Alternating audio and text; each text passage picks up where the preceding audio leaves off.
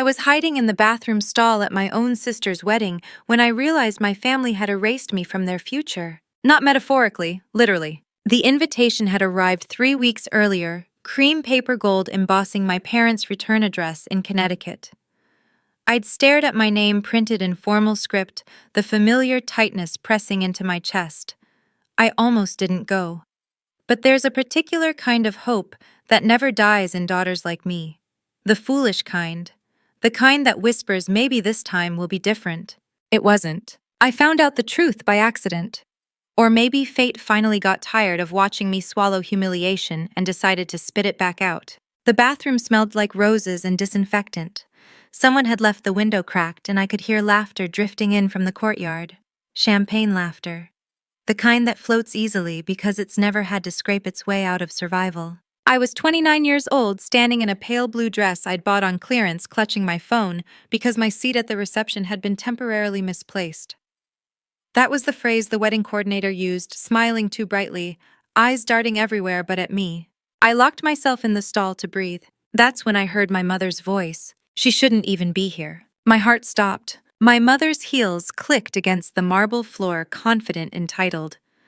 My sister's laughter followed high and sharp, like it always had been. "I told you she'd show up," my sister said. "She always does, like a stray cat that won't take the hint." I pressed my hand over my mouth. My father spoke next, his voice low, irritated. "This day isn't about her. We did what we had to do." "And the will?" my sister asked. "It's done right." There it was, the word that split my chest open. The will. My mother exhaled. "Of course it is. Everything's clean.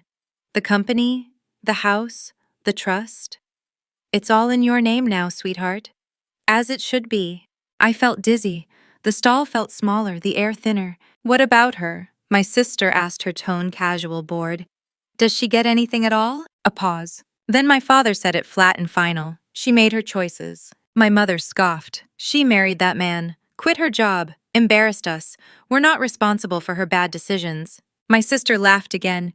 "She really thought she'd be part of the family business one day." God, can you imagine? I slid down until I was sitting on the cold tile floor, knees pulled to my chest, the sound of my own blood roaring in my ears. Family business. They meant the vineyard. The one my grandfather built. The one I'd helped run summers during college. The one I'd been promised in small, quiet ways since I was a girl, standing on a stool learning how to label bottles. They'd written me out, not just from the will, from the family itself. My phone vibrated in my hand. A text from my ex-husband. Still saved under his name because I hadn't yet figured out how to delete 10 years of my life. "You look good today. Saw you across the lawn." I almost laughed. The universe had a cruel sense of timing. The bathroom door opened and closed. Footsteps faded. Their voices disappeared like none of it mattered, like I didn't exist. I stayed there for a long time. Long enough for the music outside to change. Long enough for the applause to rise and fall. Long enough to understand something fundamental had shifted inside me. I wasn't heartbroken. I was done. I left the wedding without saying goodbye. No one noticed. Or if they did, they didn't care enough to stop me. The night air was cool, the kind that smells like cut grass and expensive perfume. Cars lined the circular driveway, luxury sedans gleaming under string lights. I walked past them in flats that pinched my heels, holding my purse like it contained something valuable. It didn't. I drove home alone, back to my one-bedroom apartment in New Jersey, back to a life my family liked to pretend was a cautionary tale. I didn't cry when I got inside. I didn't scream. I poured a glass of water and sat at my small kitchen table, staring at the wall until the sun started to rise. I thought about everything I'd given up to be loved. The promotions I'd declined because my husband didn't want me working late. The birthday dinners I'd missed because my sister's needs always came first. The vineyard plans I'd drawn up that no one ever read. I thought about the word excluded, how quiet it sounded, how violent it felt. By morning, something inside me had hardened. Not anger, resolve. They thought I was finished. A failure. A footnote they could erase with a lawyer and a signature. They were wrong. What my family didn't know was that 2 months earlier my grandmother had called me late one night. Her voice had been shaky, afraid. "Promise me something," she'd said. Anything, I told her. "Promise me you won't let them destroy everything your grandfather built." I hadn't understood then. I did now. My grandmother had been sick, quiet about it, strategic in ways my parents never were. She had asked me questions about the vineyard, about finances, about management, about things she claimed were just curiosity. They weren't. I stood up from the table, my body humming with something new, purpose maybe, or revenge. The two often look the same at the beginning. I opened my laptop and pulled up the email I'd almost ignored the week before. A message from a law firm in Boston, subject line estate clarification. At the time, I'd assumed it was a mistake. It wasn't. I clicked open the message again, my fingers steady now. Because while my parents were busy celebrating my sister, while they were rewriting history and locking me out of their future, they'd missed one crucial thing. My grandmother had rewritten the ending, and I was about to make sure everyone heard it. The law firm called me at 9 in the morning sharp. Not 9:05, not 9:15, exactly 9. That alone told me this wasn't a mistake. I stood in my kitchen with my phone pressed to my ear. Coffee untouched, the city outside my window still waking up. My life had always felt like it existed in the margins of other people's schedules. This call didn't. Ms. Harper, the voice asked. Male, calm, practiced. The kind of voice that charged by the hour and slept well at night. This is her. My name is Daniel Rothman. I'm an attorney with Rothman and Keller in Boston. I'm calling regarding your grandmother, Eleanor Harper. My throat tightened. Is she? She's alive, he said gently, but her health is declining. She asked that we contact you immediately. Immediately. Another word that didn't leave room for excuses. I received an email from your office, I said, about an estate clarification. Yes, I'm glad you saw it. He paused. Ms. Harper, before we go any further, I need to ask you something directly. I leaned against the counter. Okay. Are you aware that you are not listed in your parents' estate plans? There it was, the knife clean and surgical. Yes, I said. My voice surprised me. It didn't shake. I found out last night. Another pause, longer this time. Then I'll be very clear, he said. Your grandmother disagreed with that decision, strongly. The word landed differently than sympathy.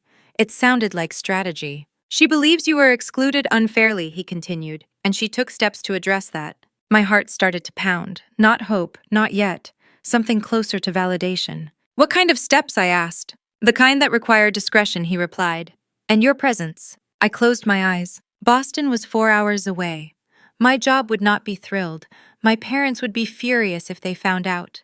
My sister would panic. Good.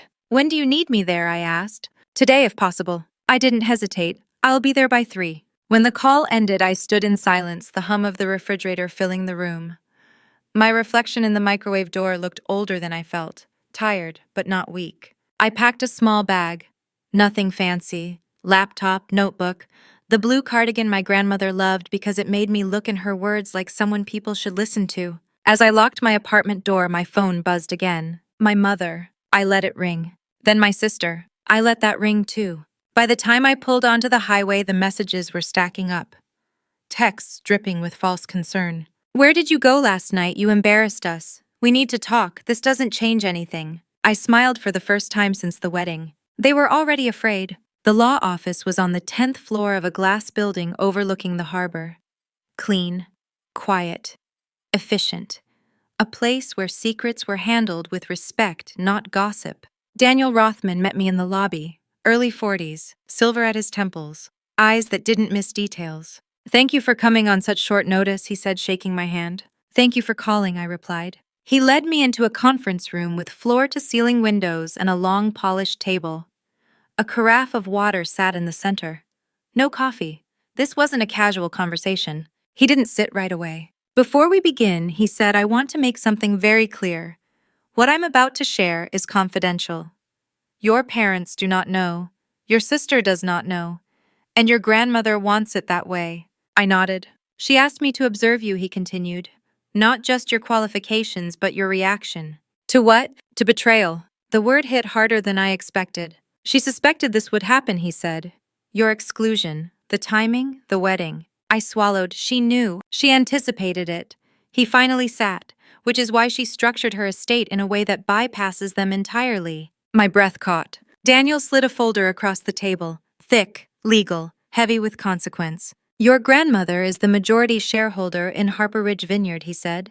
Not your father. That didn't make sense. My father runs it. He manages it, Daniel corrected. Ownership is another matter. I opened the folder with trembling fingers. Percentages, trusts, amendments, dates. My grandmother owned 62% of the vineyard, and she had never transferred it. Not to my father, not to my sister, to me. My name sat there in black ink, undeniable. I don't understand, I whispered. She created a living trust, Daniel said, quietly. Years ago, you were named the sole beneficiary. My heart started racing. Why hasn't anyone said anything? Because the trust activates upon her passing, he replied.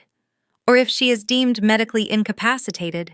The room tilted. She's sick, I said. Yes. How sick? Daniel's jaw tightened. Late stage, she has weeks, maybe months. I pressed my hand to my mouth. She didn't want them to know, he continued. She didn't want them to pressure her or manipulate her. She wanted to watch. Watch what? You. I looked up. She wanted to see if you would keep your dignity, he said softly. If you would disappear quietly. Or if you would finally stop asking for permission. Tears burned my eyes. She set them up. No, Daniel said. She protected you. He leaned forward. There's more, he said. Of course there was. The trust includes a contingency clause, he continued. If any current managing party attempts to liquidate assets, alter ownership records, or falsify documentation during her final months, control transfers immediately. My pulse thundered. And I asked? And yesterday morning he said your father filed paperwork to restructure the vineyard under your sister's name. I laughed. It came out sharp and broken. They couldn't even wait. No, Daniel said. They couldn't. He slid another document toward me. That filing triggered the clause. My hands shook as I read. Effective immediately, operational control of Harper Ridge Vineyard was frozen. Pending review. By me. I sat back stunned. They thought they were writing you out, Daniel said. In reality, they handed you the leverage. I pictured my sister in her wedding dress, smiling, certain, untouchable. I pictured my father signing papers he didn't read closely enough. My mother pouring champagne. They don't know yet, Daniel added, but they will soon. I exhaled slowly. What happens now, I asked. Daniel met my eyes. Now you decide who they become when the tables turn. My phone buzzed again on the table. A voicemail notification. From my grandmother. Daniel nodded. She wanted you to hear it today. I pressed play. Her voice was weak but unmistakable. If you're listening to this, my girl, then they showed you who they really are. I'm sorry I didn't stop it sooner. But I needed you to see it with clear eyes. Don't be cruel. Be precise. Build what they never could. And remember, blood doesn't decide family. Courage does. The message ended. Silence filled the room. I wiped my eyes, straightened my shoulders, and closed the folder. They thought excluding me would make me disappear, I said quietly. Daniel smiled. What will it actually do? I stood. It's going to make them listen. Outside, the harbor glittered under the afternoon sun. Somewhere in Connecticut, my family was celebrating a marriage built on lies and favoritism. They had no idea the inheritance story they'd been telling themselves was about to collapse. And I was done being written out of my own life. By the time I crossed the state line back into Connecticut, the story had already started to unravel. I could feel it in the way my phone kept lighting up on the passenger seat. Missed calls, voicemails stacking like dominoes. Texts that shifted in tone every 10 minutes, cycling through anger, confusion, forced politeness, and thinly veiled threats. My mother tried first. We need to talk. This is being blown out of proportion. You misunderstood what you heard. Misunderstood. As if I'd imagined my own erasure. I didn't answer. Then my father. Call me now. This involves family business. You have no authority here. Stop listening to outsiders who don't understand us. I smiled at that one. Outsiders. Funny how the truth always becomes an outsider when it threatens power. The voicemail from my sister came last. Her voice was tight, rehearsed, brittle. I don't know what you think you're doing, but you're embarrassing yourself. Grandma's sick. This isn't the time to play games. You need to stay in your lane. My lane. I let the message finish, then deleted it. The vineyard sat at the end of a winding road just past the old stone wall my grandfather had built by hand. Rows of vines stretched out like a green quilt, orderly and serene. From a distance it looked peaceful, untouched. Up close it was buzzing. Cars lined the gravel drive. Delivery trucks idled. Staff clustered near the main building, whispering, phones in hand. The illusion of control had already cracked. I parked, stepped out, and felt every eye turn toward me. The office door flew open before I reached it. My father stood there, face flushed, jaw tight.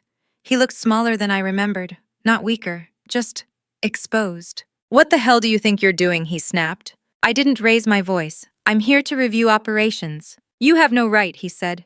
This is my business. No, I corrected, it's not. My mother appeared behind him, lips pressed, thin eyes scanning the staff, always aware of the audience. "Let's not do this here," she said smoothly.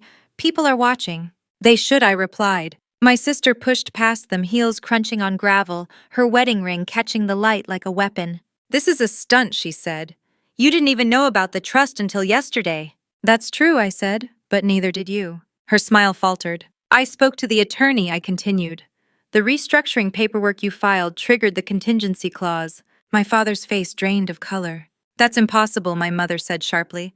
"We consulted legal." "You consulted your legal," I replied. "Grandma consulted hers." Silence dropped like a weight. Effective immediately, I said, "All major decisions require my approval." My sister laughed too loud. "You expect us to believe that you suddenly own the vineyard?" "No," I said. "I expect you to verify it." Right on cue, a black sedan pulled into the drive. Daniel Rothman stepped out, folder in hand, calm as ever. "I'm here to deliver formal notice," he said, nodding politely to my parents. "Ms. Harper." My father lunged forward. "You can't do this!" Eleanor wouldn't. Daniel didn't flinch. She already did. He handed over the documents. I watched their faces as they read. Denial, confusion, fear. My mother's hands shook. My sister read faster, eyes darting, searching for loopholes that weren't there. My father's shoulders sagged. "This isn't fair," my sister whispered. I tilted my head. Neither was writing me out. My mother rounded on me. "You planned this." "No," I said quietly. "I survived it." Daniel cleared his throat. "There's one more matter. Due to the attempted transfer, all accounts are temporarily frozen, payroll included." The staff gasped. My father's head snapped up. "You're punishing them now." I turned to the employees, faces I'd known since childhood, people who taught me how to prune vines and taste for tannins. "No," I said, "I'm protecting them." I looked back at my parents. "You wanted to move assets without oversight," I continued. "Now we do this transparently, together, or not at all." My sister's eyes burned into me. "You're enjoying this." I shook my head. "I'm finally not apologizing for existing." Daniel handed me a final document. "Ms. Harper, your grandmother requested that you assume interim oversight immediately." I signed. The pen felt heavier than it should have, not because of the power, because of the cost. My father looked at me then, really looked. "You'd destroy this family for control?" he asked. I met his gaze. "You destroyed it when you taught me love was conditional." The words landed hard. My mother's composure cracked. "You're being vindictive." "No," I said, "I'm being accurate." I turned to the staff. "Everyone will be paid. Operations continue. No one loses their job because of this." Relief rippled through the group. Daniel nodded. "I'll coordinate with accounting." My sister stepped closer, lowering her voice. "You think this ends with paperwork? You think Grandma's trust makes you untouchable?" I leaned in. "No, I think it makes you accountable." Her eyes flicked to the staff, then back to me. She smiled thinly. "You always wanted to belong," she said. "Now look at you, standing alone." I smiled back. "I've never been alone. I just stopped standing where you could push me." I walked past them into the office. The familiar smell of oak and ink hit me. The old desk by the window, the framed photo of my grandparents on Harvest Day. I sat down. Outside, my family argued in hushed, frantic tones. The sound was distant now, muffled. For the first time, the vineyard felt quiet. Mine. I opened my notebook and wrote a single line. "They taught me silence. I taught myself power." And this was only the beginning. I didn't sleep that night. I stayed in the vineyard office long after everyone left, sitting at my grandfather's desk, with the lights low, listening to the soft hum of the refrigeration units outside and the occasional rustle of wind through the vines. The building creaked the way old places do, as if it were breathing, watching, remembering. This room had been my classroom once. My grandfather used to sit exactly where I was sitting now, sleeves rolled up, hands stained purple during harvest season. He'd taught me that running a business wasn't about power. It was about stewardship, about knowing when to hold on and when to let go. My father had learned something very different. I opened the accounting files Daniel had sent over.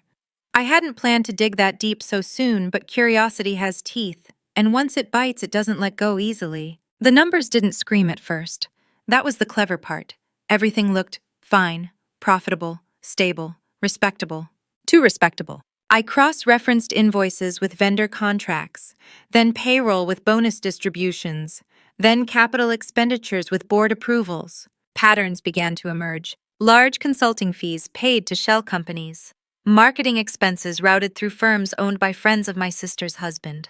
renovation budgets that ballooned without explanation. I felt a familiar ache in my chest, not surprise, recognition. This wasn't sudden greed, it was a system. By midnight, I had a spreadsheet full of questions and a sinking certainty that the vineyard hadn't just been mismanaged.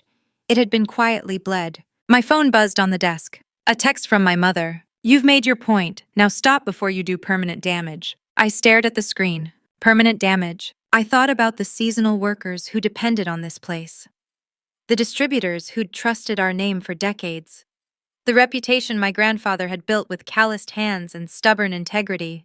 They hadn't been worried about permanent damage when they tried to erase me. I didn't respond. At 2 in the morning, I finally left the office and drove to the small guest cottage near the back of the property, the one my grandmother used to escape to when she needed quiet.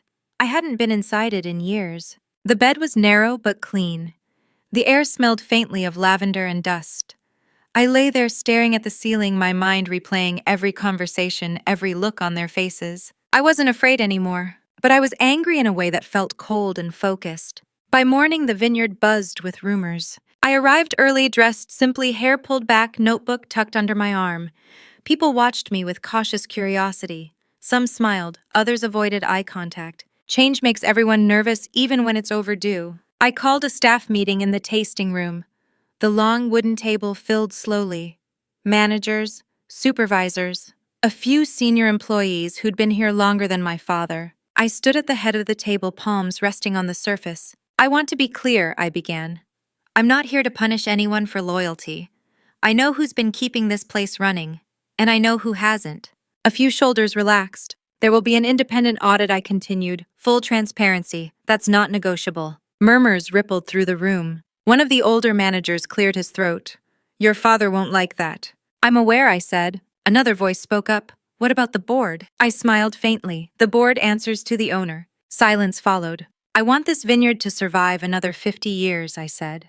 "That means honesty, even when it's uncomfortable." After the meeting, Daniel called. "They've retained a new attorney," he said. "Your parents." "Of course they have. They're claiming undue influence," he continued, "suggesting your grandmother was manipulated." My jaw tightened. "By me?" "Indirectly," he said. "They're implying incompetence." I laughed softly. She was sharper than all of us combined. "I know," Daniel said, "but this will get ugly." "Good," I replied. "I'm done with pretty." That afternoon, my sister showed up unannounced. She walked into the office like she owned it, sunglasses on, confidence wrapped tight around her shoulders. She closed the door behind her. "You look comfortable," she said. "I am." She took off the sunglasses, revealing eyes rimmed with red. "You're enjoying this more than you'll admit." I leaned back in the chair. "You don't get to tell me how I feel." She scoffed. "You always wanted to prove you were better than me." "No," I said. "I wanted you to stop needing me to be less." Her lips pressed into a thin line. "You know Dad's furious," she said. "Mom hasn't slept. Grandma's health is fragile, and you're dragging lawyers into this." I met her gaze. "You dragged lawyers in first." She stepped closer. "We can fix this." I raised an eyebrow. "How?" She hesitated, then lowered her voice. "You sign over operational control. You get a generous settlement. We tell everyone it was a misunderstanding." There it was. The buy-off. "I disappear," I said. She nodded. "Everyone saves face." I stood. "No," I said calmly. "This isn't about money, it's about accountability." Her voice sharpened. "You're going to tear this family apart." I looked at her, really looked at her. The sister who'd always stood in front of me when praise was handed out. The sister who'd learned early that favoritism was currency. "You think I did this?" I said softly. But all I did was stop pretending. She shook her head. "You don't know what you're up against." I smiled. "Neither did you." She left without another word. That evening, the audit firm arrived. Boxes, laptops, serious faces, no small talk. The next morning, the first report landed on my desk. It wasn't catastrophic. It was worse. Years of quiet self-dealing, conflicts of interest, breaches of fiduciary duty. Enough to remove my father from management. Enough to force a board vote. Enough to make headlines. My phone rang. "Unknown number," I answered. "You think you've won," my father said, his voice low and shaking with rage. "You think this makes you powerful." I closed my eyes. "This makes me responsible." "You're my daughter," he snapped. "You owe me loyalty." I opened my eyes. "I owed you honesty," I said. "You taught me neither." The line went dead. I looked out the window at the rows of vines stretching into the distance. Strong, rooted, quietly enduring. They didn't ask who deserved them. They just grew. And I finally understood something my grandmother had known all along. Revenge doesn't always look like destruction. Sometimes it looks like taking back what was never supposed to be stolen. The board meeting was scheduled for Thursday at 10 in the morning. My father had chaired those meetings for more than 20 years. He liked to sit at the head of the table, hands folded, voice measured, playing the role of benevolent patriarch. I used to sit quietly at the far end when I was invited at all, taking notes, waiting to be acknowledged. This time I arrived early. I placed my notebook at the head of the table and took the seat without ceremony. The room smelled faintly of coffee and polished wood. Framed photographs of past harvests lined the walls. My grandfather appeared in more than half of them, laughing sleeves rolled up dirt on his hands. My father always stood a step behind him in those pictures, smiling, watching. The irony didn't escape me. Board members began to file in one by one. Some nodded politely, some avoided my eyes. A few looked openly uncomfortable. They had built careers around my father's authority. Change threatened their footing. Daniel arrived last, carrying a slim briefcase. He took a seat to my right and gave me a subtle nod. At 10 sharp, my father walked in. He stopped when he saw where I was sitting. For a brief moment, the mask slipped, not anger, fear. Then it snapped back into place. "This is highly irregular," he said, taking a seat halfway down the table. Not at the head. That alone felt like a small but meaningful shift. "Let's begin," I said calmly. A murmur rippled through the room. I didn't look at my father as I spoke. I addressed the board. "As you know, an independent audit was conducted following recent governance concerns," I said.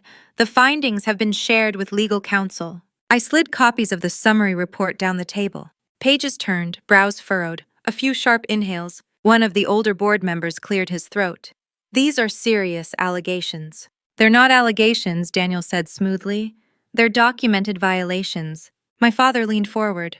"This is a misunderstanding. Context matters." "It does," I agreed, "which is why we'll discuss it openly." I looked directly at him then. "Over the past 7 years, I continued the vineyard paid over $2 million in consulting fees to entities with direct personal ties to management.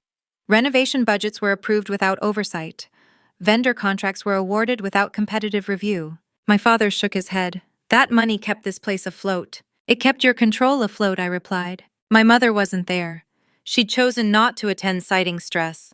My sister wasn't invited." The board shifted uneasily. "This isn't about punishment," I said. "It's about governance." One of the board members spoke up. "What exactly are you proposing?" I took a breath. This was the moment my grandmother had prepared me for. Effective immediately, I said, "I'm calling for a vote to remove my father from operational management pending further review." The room went silent. My father laughed short and disbelieving. "You can't be serious." "I am." "You'd humiliate me like this," he demanded. I met his eyes steadily. "You humiliated yourself when you treated this vineyard like a personal bank account." Daniel slid a document forward. "The trust grants Ms. Harper full authority to make this recommendation." The vote was called. One by one hands went up, not all of them, but enough. When it was over, my father sat very still. The chair scraped loudly as he stood. "You think this makes you better than me?" "No," I said quietly. "It makes me different." He left without another word. The door closed behind him and the room exhaled. I didn't feel triumphant. I felt hollow. The kind of hollow that comes when something you've carried your entire life finally drops out of your hands. After the meeting, I went to see my grandmother. The hospice facility was quiet, tucked among old trees. Sunlight filtered through lace curtains. She looked smaller than I remembered, her skin thin and pale, but her eyes were sharp as ever. "There you are," she said softly. I took her hand careful. "I'm here." She studied my face. "They're angry." "Yes. And you?" I thought about it. "I'm honest." A faint smile touched her lips. "Good. Anger fades. Honesty lasts." I told her about the board vote, about the audit, about my father leaving the room. She closed her eyes for a moment. "He was never meant to lead," she murmured. "He was meant to follow. That's where all this went wrong." Tears burned behind my eyes. "Why didn't you stop him sooner?" She squeezed my hand surprisingly strong. "Because sometimes people need enough rope to reveal who they are." She opened her eyes again. "Promise me something." "Anything." "Don't become them," she said. "Power has a way of hardening the wrong parts." I nodded. "I promise." When I left, the sun was setting, casting long shadows across the grounds. My phone buzzed as I reached my car. A text from my sister. "You didn't have to destroy him." I stared at the screen for a long moment before replying. I didn't destroy him. I stopped protecting him. Her reply came quickly. You've crossed a line, I typed back. No, I finally drew one. That night, the local paper published a short article. Governance shift at Harper Ridge Vineyard. No names, no drama, just facts. But facts have a way of echoing. I lay in bed staring at the ceiling, exhaustion finally settling into my bones. For years, I'd believed revenge had to be loud, explosive, final. I was learning something different. Real revenge is quiet. It's letting people live with the consequences of who they chose to be. And the hardest part wasn't taking power away from my father. It was accepting that the man I'd spent my life trying to earn love from had never planned to give it. That realization hurt more than any courtroom or boardroom ever could. But it also freed me. Because the moment I stopped seeking his approval was the moment his control truly ended. The silence after my father's removal was louder than any argument we'd ever had. For the first few days, no one called. No angry messages, no dramatic confrontations, just a strange, aching quiet that settled over the vineyard like fog. Employees spoke in careful tones, emails became formal, doors closed softly instead of slamming. Power had shifted and everyone could feel it. I spent those days buried in work, not as an escape, but as a grounding ritual. I walked the rows of vines in the early morning, shoes wet with dew, listening to the way the land responded when no one was trying to dominate it. I met with managers one-on-one, not to interrogate, but to listen. People tell you more when they don't feel hunted. What they told me confirmed what the audit had hinted at. My father ruled by fear disguised as tradition. My sister enforced loyalty through favoritism. Mistakes were hidden, not fixed. Ideas were dismissed if they didn't come from the right mouth. By the end of the week, I understood something unsettling. The vineyard hadn't just been mismanaged financially, it had been emotionally starved. On Friday afternoon, Daniel called.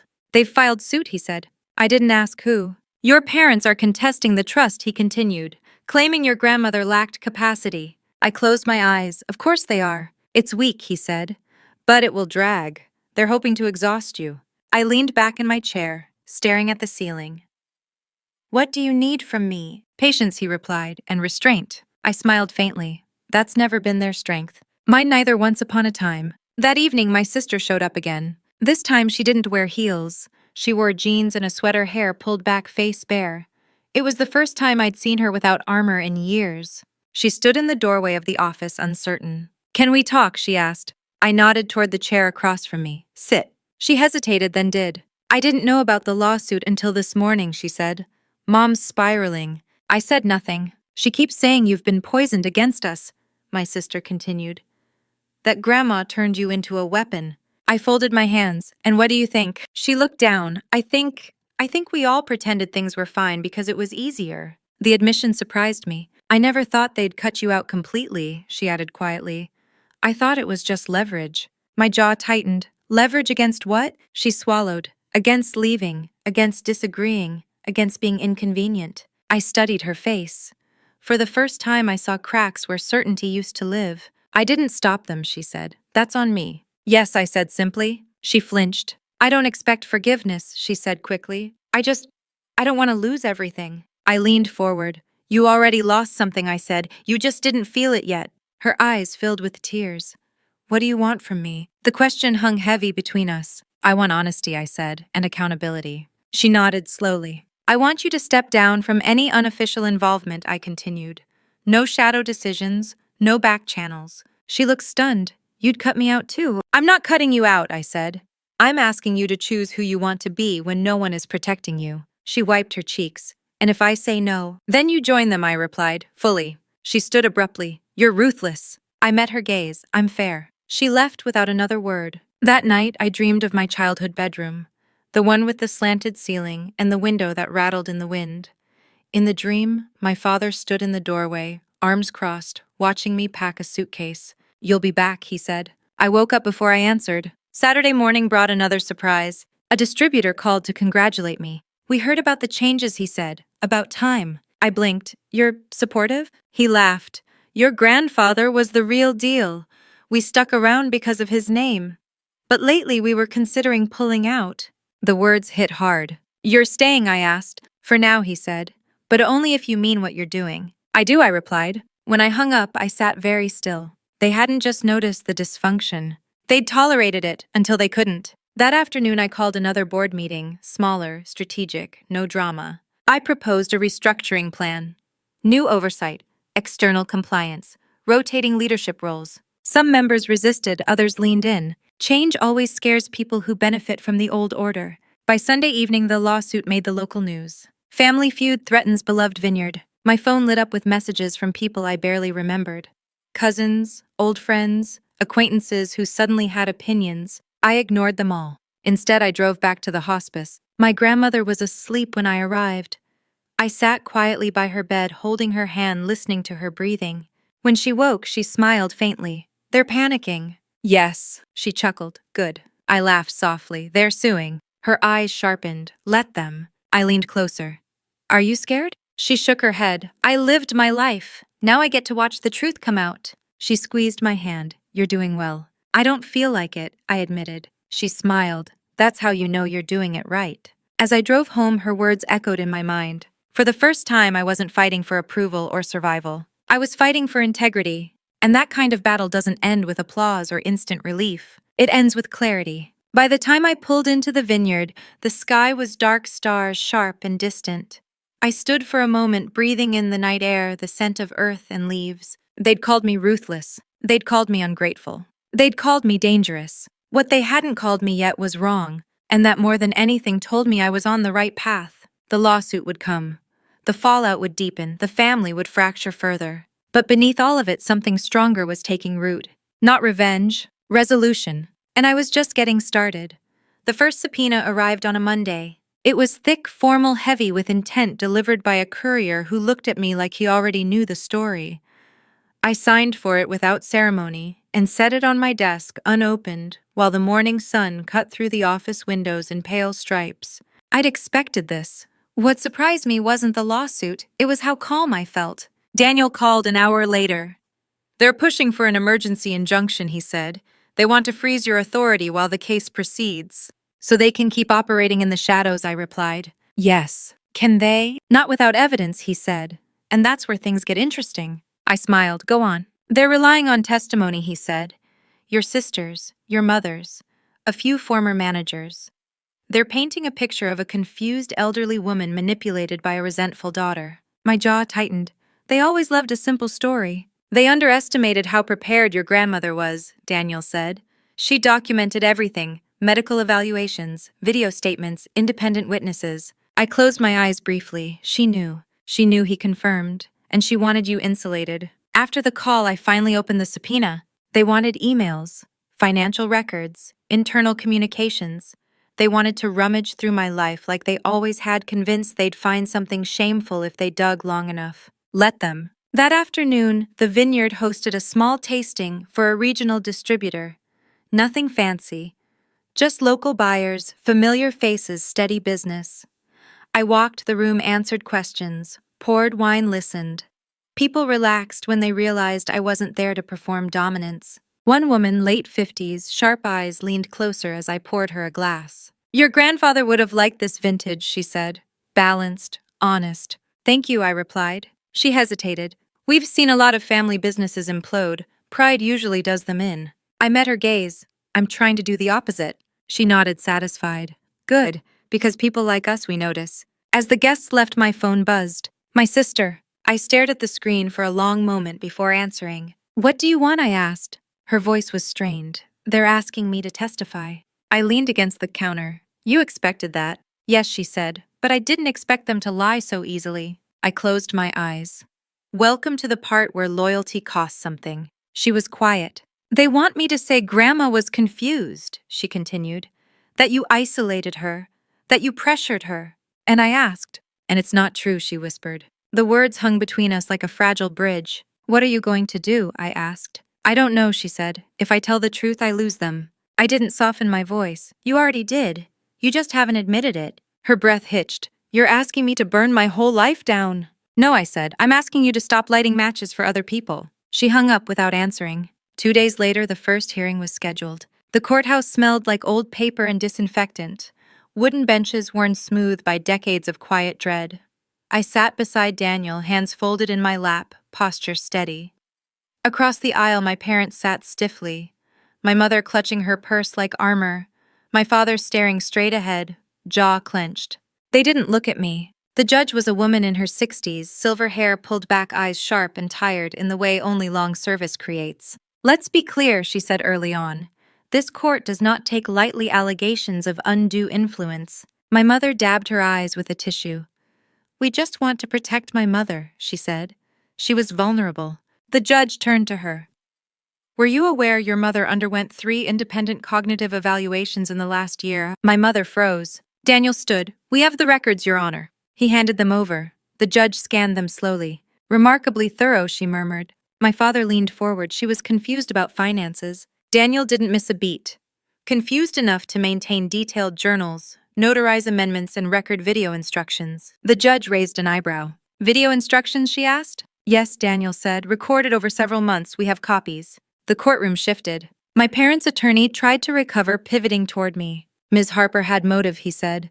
"She was excluded, estranged." The judge looked at me. "Is that true?" "Yes," I said calmly. "I was excluded." "And how did you respond?" I replied. "I didn't know until after." The judge nodded slowly. Then my sister was called. She walked to the stand like someone stepping onto ice, careful and terrified.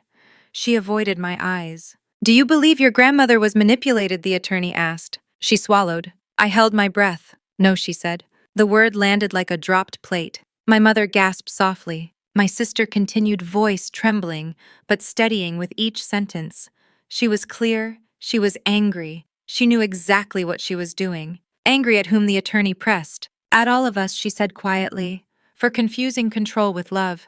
My father stood abruptly. "This is a betrayal." The judge banged her gavel. "Sit down." My sister's eyes filled with tears. "I benefited from that control," she added. "And I let it happen." Silence filled the room. The judge leaned back. "Thank you for your honesty." When the hearing ended, the injunction was denied. Outside, reporters clustered, cameras flashed, questions flew. "Is this revenge?" someone shouted. I stopped walking and turned. "No," I said clearly. "This is accountability." My parents pushed past the crowd without a word. My sister lingered. "I told the truth," she said, voice raw. "I don't know what comes next." I looked at her. "Neither do I, but now it's real." That night, I returned to the vineyard, exhausted, adrenaline finally fading. I sat alone in the tasting room, lights low, a single glass of wine in front of me. The lawsuit wasn't over. The family wounds were deeper than ever. Nothing was fixed. But something had shifted. They'd tried to paint me as a villain. Instead, the truth had painted them. I lifted the glass and took a small sip, balanced, honest. Outside, the vines stood quiet under the moonlight, roots deep, patient. For the first time, I understood that revenge didn't always require a final blow. Sometimes it only required letting people speak, and letting the world listen. The morning after the hearing, the vineyard woke up differently. It wasn't dramatic. No bells rang, no clouds parted. But something in the air had shifted, like the land itself had exhaled. People moved with less caution, conversations weren't hushed, doors didn't close quite so tightly. Truth has weight. Once it lands, everything has to adjust. I was walking the south block when my phone buzzed, a text from Daniel. "They're regrouping. Expect pressure from investors tied to your father." I stopped between 2 rows of vines, running my fingers over a leaf still cool from the night air. "Let them try," I typed back. The pressure came faster than I expected. By noon, 3 investors had requested urgent clarification calls. By 1, a supplier hinted that long-standing relationships might need to be reconsidered. By mid-afternoon, a glossy business blog published an article questioning whether FamilyDrama was destabilizing Harper Ridge. It was subtle, coordinated, familiar. This was how my family had always operated: smile in public, undermine in private. I called an emergency leadership meeting. Managers gathered in the conference room, some anxious, some angry, some quietly relieved that someone was finally naming the problem instead of pretending it didn't exist. "They're going to try to starve us," one of them said bluntly. "Scare partners, slow cash flow." "I know," I replied. "So what's the plan?" I took a breath. This was the part no one ever talked about when they fantasized about justice. The boring, brutal logistics of survival. "We diversify," I said, immediately. A few eyebrows rose. "We've relied too heavily on legacy distributors," I continued. "That made us loyal. It also made us vulnerable." I outlined the strategy my grandfather had once sketched on a napkin, but never implemented because my father thought it was unnecessary risk. Direct-to-consumer expansion, smaller regional partnerships, online sales with transparent storytelling, a rebrand that didn't erase our history but reclaimed it. One manager leaned forward. That takes capital. Yes, I said. Which we have, carefully. Another spoke up, and if they sue again, I didn't flinch. Then we keep going. By the end of the meeting, the fear in the room had shifted into something else. Momentum. That evening, my sister showed up again. This time, she didn't knock. She stood in the doorway, eyes red, shoulders slumped, looking younger than I'd ever seen her. They won't speak to me, she said. I set my pen down. You knew that might happen. She nodded. I didn't know how much it would hurt. I studied her. This wasn't the sister who used to sneer from behind our parents' approval. This was someone standing in the aftermath of her own choices. They're calling me disloyal, she continued. Ungrateful. They say I chose you. I raised an eyebrow. Did you? She hesitated.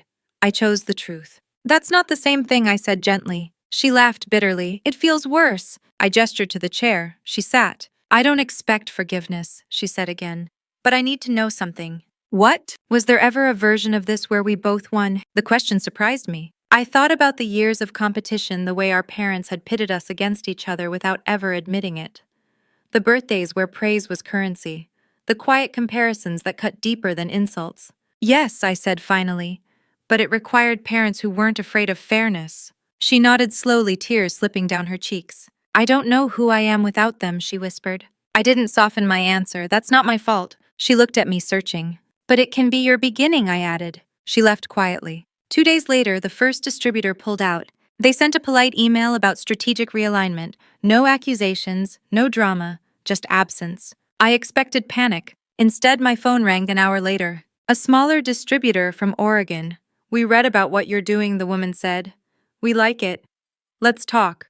By the end of the week, 2 more followed. The vineyard adapted the way living things do, slowly, reluctantly, then all at once. The article questioning our stability was quietly updated with a new headline. Harper Ridge rebrands amid leadership shift. The tone softened, then warmed.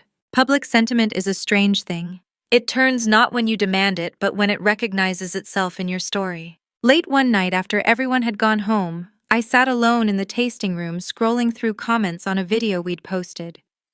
It featured old footage of my grandfather working the fields intercut with present-day shots of the team. One comment caught my eye. My mother always told me family loyalty mattered more than truth.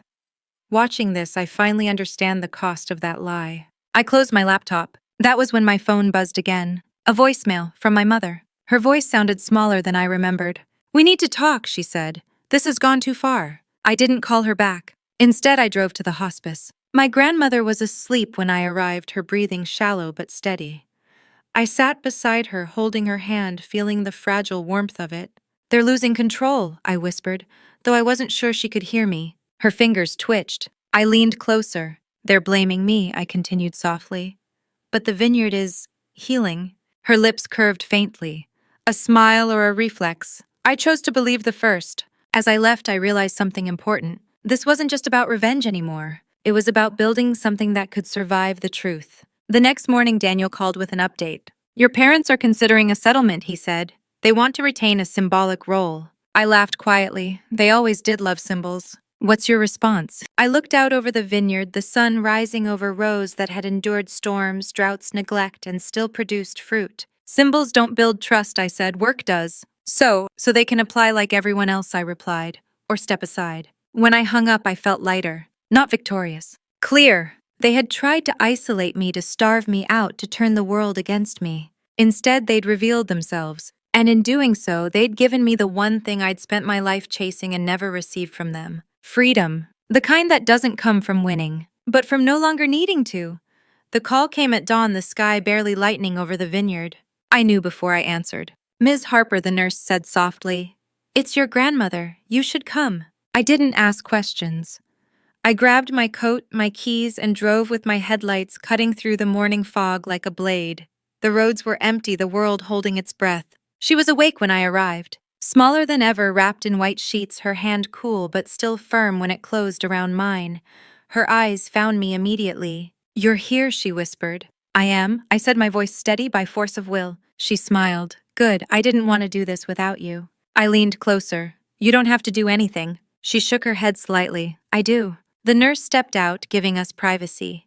The room was quiet except for the soft rhythm of machines and the distant sound of birds outside the window. I watched them, my grandmother said. All these years. I told myself patience was kindness, but it was fear. Fear of conflict. Fear of losing my son. I swallowed. You protected me. I tried, she said. But protection without truth becomes a cage. She squeezed my hand. You broke the cage. Tears burned behind my eyes. They're still fighting. She chuckled faintly. Of course they are. Control is a habit. Her gaze sharpened. Promise me one more thing. Anything. Don't let this turn you into a monument, she said. Living things move. I promise, I whispered. She exhaled a long, peaceful breath and her grip loosened. Her eyes drifted closed. The machine gave a soft, steady tone. And then it didn't. The world didn't shatter. It went very quiet. I stayed there for a long time after. Long enough for the nurse to return, for paperwork to be explained gently, for condolences to be offered in hushed voices. When I finally stepped outside, the sun was fully up. The day continued as if nothing monumental had happened. That's how loss works. It changes everything and nothing at the same time. The news spread quickly. By noon, my phone was the graveyard of missed calls and messages. Family members who hadn't spoken to me in years suddenly found my number. Old friends resurfaced. Distant relatives offered help they'd never given before. My parents' names flashed on the screen again and again. I didn't answer. The funeral was scheduled for Saturday. I expected resistance, drama, attempts to control the narrative. Instead, my mother called me that evening, her voice hollow. We'll need to discuss arrangements, she said. As her daughter, it's my responsibility. As her executor, I replied calmly, it's mine. A pause. She wouldn't have wanted conflict, my mother said. No, I agreed. She wanted honesty. Another pause, longer. We'll attend, she said finally. But we expect dignity. I closed my eyes, so did she. The funeral was simple, just as my grandmother had requested. No lavish displays, no long speeches designed to impress. Just a small chapel, close friends, vineyard workers, who'd known her longer than my parents had been married. I stood at the front, not as a prodigal granddaughter or a victorious heir, but as someone entrusted with a truth. When it was my turn to speak, I didn't mention the lawsuit, or the trust, or the vineyard. I talked about her hands, about the way she hummed while cooking, about the way she listened without interrupting, and spoke without needing to dominate. I talked about courage. I didn't look at my parents when I spoke. I didn't need to. After the service, people approached me quietly. A worker from the bottling line hugged me and whispered, "She always believed in you." A distributor squeezed my shoulder and said, "She picked the right one." My sister lingered at the edge of the crowd. When most people had left, she came over. "She loved you," she said. "I know," I replied. "She loved us too," she added quickly, defensive even now. "I know that too," I said. "Love doesn't excuse harm." Her shoulders slumped. "They're planning something." I met her eyes. "What kind of something?" "They think grief will soften you," she said. "They think now is the time to push." I nodded. "Then now is the time to finish this." The next week, Daniel confirmed it. "They've escalated," he said. "They're requesting a full trial. Media involvement, character witnesses." I looked at the vineyard from my office window, the vines heavy with early fruit. "Let them," I said. The trial date was set for 6 weeks out. In the meantime, something unexpected happened. Business surged. The story of my grandmother's death, of her quiet defiance of the vineyard choosing transparency over tradition, caught fire. Orders increased. New partnerships formed. Customers wrote letters, not emails, letters, talking about their own families, their own exclusions, their own moments of choosing truth over comfort. One letter stayed on my desk. "I stayed in a marriage too long because I thought loyalty meant silence. Watching you taught me it means courage." I didn't feel powerful reading that. I felt responsible. The night before the trial, my parents asked to meet. Neutral location. A private room at a restaurant they used to love. The one where my birthday had been forgotten one year because my sister needed attention. They arrived together, faces tight, eyes tired. "This has gone far enough," my father said, skipping pleasantries. "You've made your point." I didn't interrupt. "We're willing to settle," my mother said. "You keep control. We walk away." My father added, "But you issue a statement clearing our names." I folded my hands. "You want absolution?" He bristled. "We want peace." I shook my head. "Peace without accountability is just silence with better marketing." My mother's eyes filled. "You're punishing us for being human." "No," I said. "I'm refusing to lie to protect you." My father leaned forward. If this goes to trial, it will destroy what's left of this family. I met his gaze calm and unwavering. What's left of this family was destroyed long before the paperwork, I said. I'm just not pretending anymore. We left without an agreement. As I drove home, the night air cool against my skin, I felt something settle inside me. This wasn't about winning. It was about ending a pattern. The trial would expose things they'd spent decades hiding. Not because I wanted revenge, but because the truth had already been buried once. And I refused to bury it again. For my grandmother. For myself. For everyone who'd been taught that love had to be earned by disappearing. Tomorrow I would walk into court and tell the full story. Not as a victim, but as a woman who finally understood that justice doesn't always arrive with an apology. Sometimes it arrives with clarity, and clarity is enough to change everything. The courtroom was colder than I expected. Not physically, emotionally. The air felt stripped of warmth, like everything unnecessary had been peeled away, leaving only facts and consequences behind. Wooden benches, pale walls, a flag in the corner that had seen generations of people swear they were telling the truth. I sat at the plaintiff's table with Daniel beside me, my hands folded loosely in my lap. Across the aisle, my parents sat stiffly, their attorney leaning in to whisper last-minute strategies. My sister sat behind them alone, her posture rigid, her eyes fixed straight ahead. No one looked at me. That was fine. I wasn't here to be seen. I was here to be heard. The judge entered the room, rose, then settled again. Her expression was neutral, practiced. She had seen families tear each other apart over far less than this. Let's begin, she said. My parents' attorney opened first. He spoke about legacy, about tradition, about a devoted son who had sacrificed everything to preserve his family's business, about a grieving family fractured by misunderstanding and outside influence. He painted me as distant, emotional, motivated by resentment. I listened without reacting. I had lived inside that narrative for most of my life. Hearing it aloud no longer had power over me. Then Daniel stood. He didn't raise his voice, he didn't dramatize. He presented evidence, medical evaluations, financial records, video statements from my grandmother, clear and precise. Her voice steady as she explained her decisions and her disappointment. The courtroom watched as her image appeared on the screen. If you are seeing this, she said calmly, then someone is trying to undo my choices. I was not coerced, I was not confused, I was finally honest. My mother looked down. My father stared straight ahead, jaw clenched so tight I wondered if his teeth would crack. Witnesses were called. Former employees spoke about intimidation, about decisions made behind closed doors, about being told not to question spending or contracts. A former accountant described being pressured to approve irregular transactions. Each testimony peeled back another layer of the story my parents had told themselves and everyone else. Then it was my turn. I walked to the stand, my steps measured, my back straight. I placed my hand on the Bible, swore the oath, and sat. The attorney smiled politely. Ms. Harper, would you describe your relationship with your parents? I didn't rush my answer. Conditional, I said. A murmur rippled through the courtroom. In what way, he asked. Love was offered when I complied, I continued. Approval when I stayed quiet. Withdrawal when I disagreed. He tilted his head. And you believe that justifies taking control of a family legacy? I met his gaze. I believe honesty justifies responsibility. He tried another angle.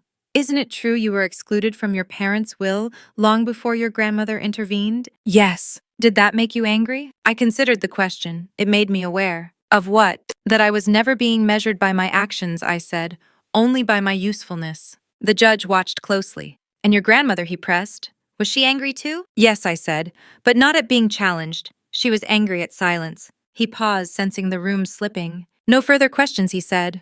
My parents' attorney declined to cross-examine. That silence spoke louder than any argument. When closing statements ended, the judge recessed. We waited. Minutes stretched into an hour. The courtroom buzzed with restrained energy. I sat still, breathing evenly, my mind surprisingly calm. Whatever happened next, the truth had been spoken.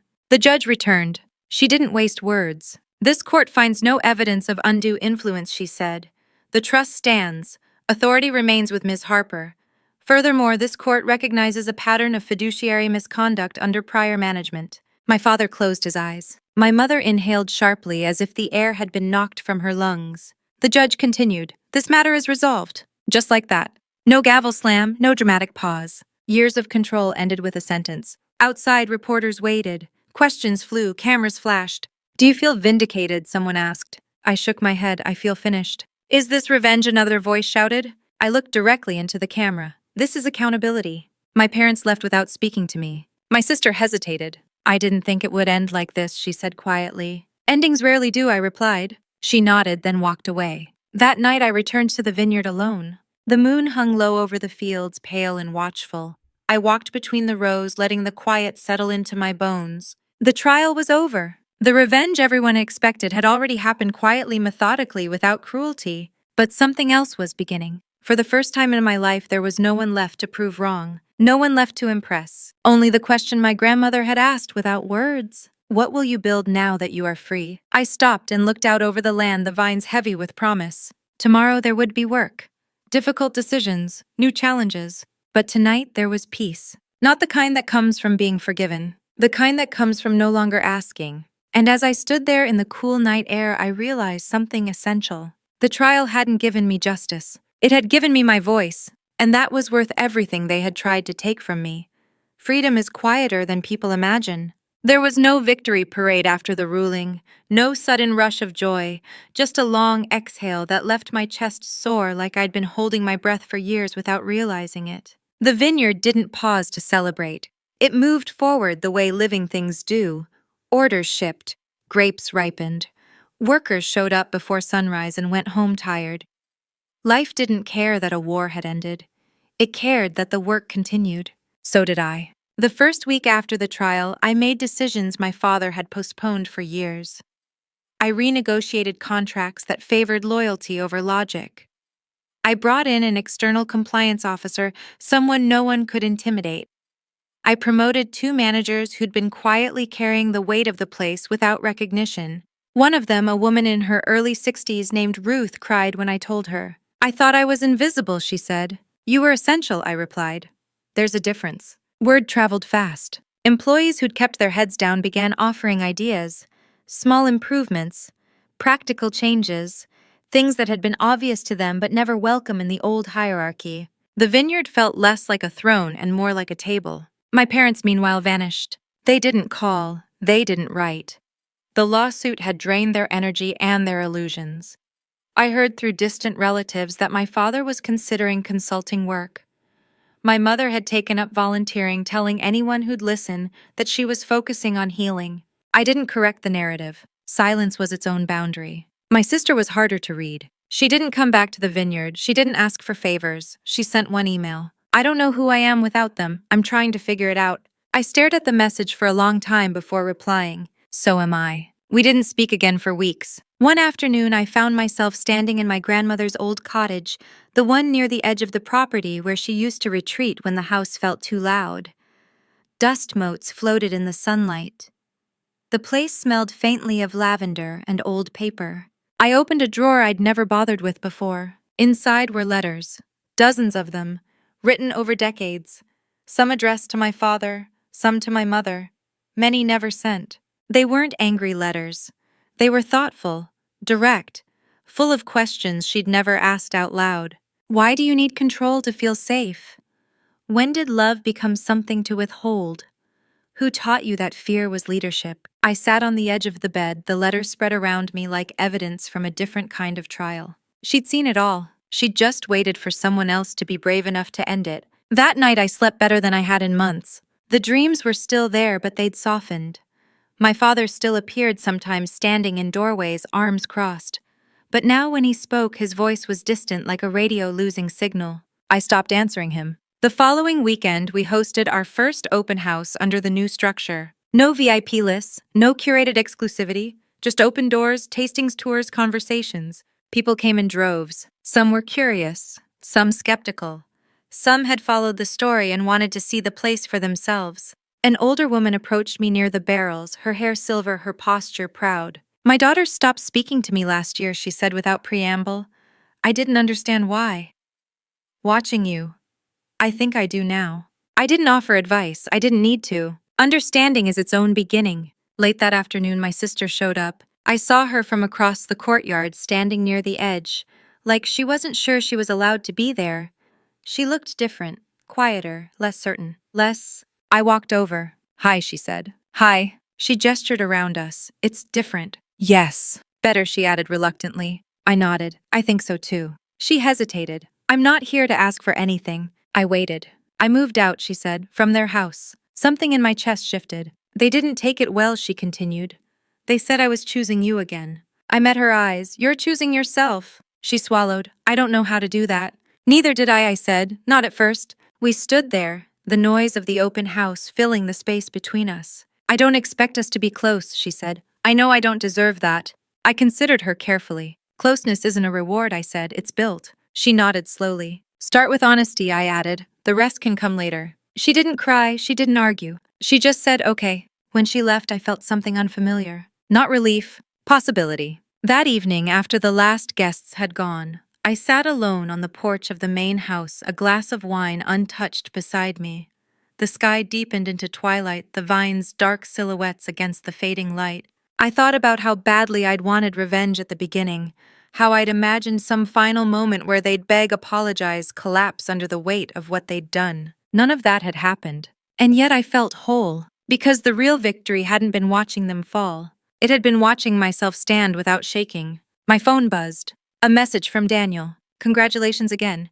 You handled this with uncommon restraint. I smiled and typed back. I learned from someone who knew the cost of waiting too long. I set the phone aside and leaned back, closing my eyes. For years, I believed justice meant someone else finally admitting they were wrong. Now I understood something deeper. Justice is living in a way that makes their denial irrelevant. Tomorrow there would be more work, more choices, more chances to get it wrong. But tonight, I was no longer the girl hiding in bathroom stalls listening to laughter meant to erase her. I was the woman who stayed, and that more than anything felt like the ending they never planned for. The vineyard was quiet the morning I finally understood what we had built. Not just the business, not just the victory. The life. Mist curled low over the rows, the air cool and clean, the kind of morning my grandfather used to call honest weather. I walked alone, hands in my pockets, boots brushing damp grass, listening to the soft sounds of a place that no longer felt like a battlefield. For the first time, nothing was chasing me. No court dates, no subpoenas, no family meetings thick with manipulation and denial, no need to prepare for the next blow. Just the land, just the work, just myself. That was when it hit me. I wasn't waiting for anything anymore. Not an apology, not recognition, not permission. The trial hadn't ended my parents' power. My sister's testimony hadn't redeemed her. The vineyard's success hadn't proven I was worthy. Those things had mattered at the time. They had been necessary steps.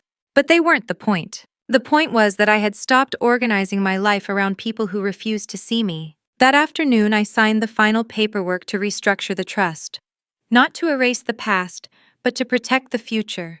New safeguards, clear governance, no single person holding unchecked control again. I named Ruth as permanent operations director. I brought 2 younger managers into leadership roles and made transparency a condition, not a slogan. We didn't call it a revolution. We called it maintenance, because that's what healthy systems need. Ongoing care, not heroic saviors. The press slowly moved on. The story became less dramatic, less clickable. Family betrayal doesn't trend forever. Quiet competence never does. I didn't mind. Peace doesn't need an audience. My parents never came back. I heard through the grapevine that my father blamed my grandmother until the end. That my mother told herself she had been misunderstood, that if she'd only explained better, things would have turned out differently. I didn't correct them. Some people survive by rewriting reality. It's not my job to edit their stories anymore. My sister and I began meeting for coffee once a month. Not to process the past, not to fix anything. Just to talk. Sometimes about the vineyard. Sometimes about nothing important at all. Sometimes about the uncomfortable process of discovering who you are when you're no longer performing for an audience that never applauded. Trust didn't return quickly, but it returned honestly. One evening, after a long day of harvest planning, I found myself back at the cottage by the edge of the property. My grandmother's place, the quiet one. I sat at her small table, the one where she used to drink tea and write letters she never sent, and opened my notebook. For years, my writing had been defensive. Angry, strategic, plans and contingencies and proof. This time I wrote something different. I am not what they withheld from me. I am what I built when they did. The words sat there simple and complete. That night, I slept deeply.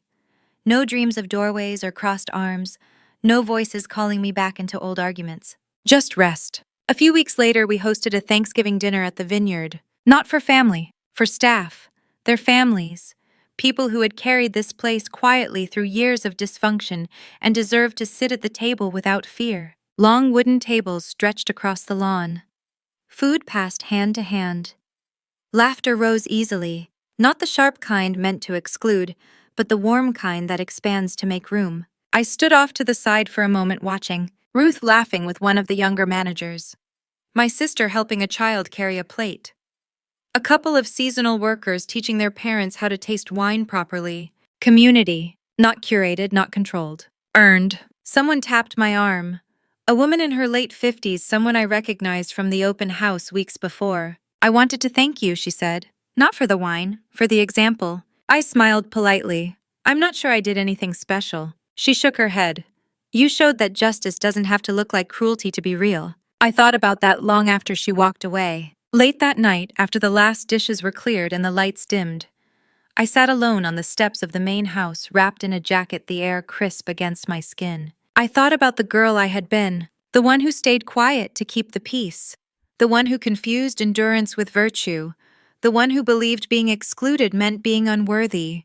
If I could speak to her now, I wouldn't tell her to be patient. I wouldn't tell her to try harder. I would tell her this: one day you will stop begging for a seat at tables built to keep you small. One day you will build your own. And when you do, you won't need revenge. You'll have dignity, and that will be enough. The vineyard lights glowed softly behind me. The land stretched out ahead, steady and forgiving. Tomorrow there would be new challenges, new conflicts, new choices that tested my values instead of my wounds. But I wasn't afraid of that anymore, because the greatest revenge I never planned was this: a life where their approval no longer mattered. A future where exclusion didn't define me. A legacy built not on control, but on courage. If you've ever been written out of your family's story, if you've ever been told you were too much, too late, or not enough, if you've ever stood quietly while others decided your worth, remember this: hitting bottom isn't the end, it's where foundations are laid. If this story spoke to you, let me know in the comments. I read every one. And if you want to hear more stories about justice, karma, and rebuilding after betrayal, don't forget to subscribe. Because sometimes the most powerful comeback isn't proving them wrong. It's finally living right.